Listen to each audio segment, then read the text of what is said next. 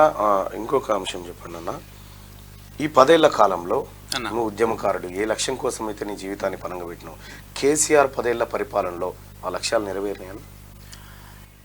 ఎక్కడ ఏం నెరవేరలేదన్న. అసలు నెరవేరిందా అని అడగడానికి మనం ఒకసారి ఆలోచించాల్సింది ఏంటంటే, అసలు ఉద్యమకారులను పట్టించుకున్నారా అన్న? ఇప్పుడు నీ కొడుకు, నీ కూతురు, నీ అల్లుడు పదవులు అనుభవించారు, ఎంతో వెనకేసుకున్నావు. ఎంత వెనకేసుకున్నావో అసలు ఉద్యమకారులు అసలు రావడానికి కారణం ఉద్యమకారులు. మరి వాళ్ళని పట్టించుకున్నావా? వాళ్ళ పరిస్థితి ఏంది, వాళ్ళ కుటుంబాలు ఏంది, వాళ్ళు బ్రతికుర్రా సచ్చిరా, వాళ్ళకంటే ఒక గౌరవం, సముచిత గౌరవం ఇచ్చిండా ప్రభుత్వం? సావు నోట్ల తలకాయ కేసీఆర్ ఒక్కడే తెచ్చిన, నేనే తెచ్చిన తెలంగాణ, నేనే ఎవడబ్బా సొత్తు కాదు, ఎవడు తేలేదన్నా. విద్యార్థులం మేము, మా ప్రాణాలు, మా కుటుంబాలు పోయినా పర్లేదు, సాధించుకుంటాం, మా జీవితాలు నాశనం చేసుకొని ఇట్లున్నాం. శ్రీకాంతచారి ఉన్న ఇంతే చేస్తాడన్నా. శ్రీకాంతచారి ఒకవేళ సగం గాలి బ్రతికుండి ఉంటే ఇదే నాకు పట్టిన గతే పట్టేది. నా ఒకటి ఎందుకు చెప్పాలనుకున్నా అంటే, నీకు గౌరవం దక్కాలని కోరుకున్నాను, నేను కోరుకుంటున్నటువంటి.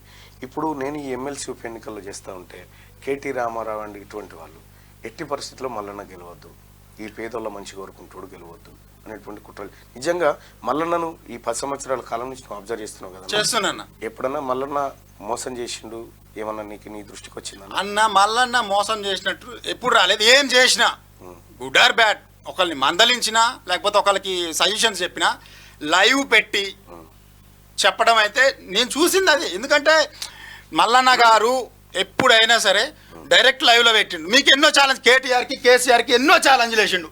రా చూసుకుందాం, నీ హిస్టరీ మొత్తం తీసుకొచ్చి పెట్టినా అని చెప్పినప్పుడు కేటీఆర్ గారు రియాక్షన్ లేదు.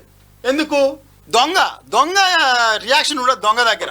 ఇప్పుడు నిజాయితీగా నేనున్నా, అయ్యా కేటీఆర్ నువ్వు నాకేం చేసినావు, నీ అయ్య ఏం చేసిండు, నీ అయ్య మాట ఇచ్చిండు, దగ్గర కూర్చోబెట్టు, అన్ని రకాలుగా ఆదుకుంటాం, 18 లక్షలు పెట్టి లెక్స్ ఇప్పిస్తాం, పొలం ఇస్తాం, దళితుడివి, అన్ని రకాలుగా చెప్పిండు. నువ్వు చెప్పినావు, ఏమైనా చేసిరా? మల్లన్న గారు చెప్పింది చేస్తున్నారు, మల్లన్న గారు చెప్పింది చేస్తున్నారు, సవాల్ చేస్తున్నారు. మీకు రా వచ్చి నిరూపించుకో, ఇదే స్టూడియోలో నేను కూడా ఉంటా, రా నీ మీద ఎన్నో ఎలిగేషన్స్ ఉన్నాయి, వచ్చి నువ్వు క్లియర్ చేసుకో. అంత నిజాయితీ పడ్డు అయితే అమరులకే గౌరవం ఇవ్వనోడివి ఇంకెవరికి ఇస్తావు గౌరవం? నీ కుటుంబం తప్ప తెలంగాణలో బాగుపడింది లేదు, ఎవ్వడూ బాగుపడలేదు.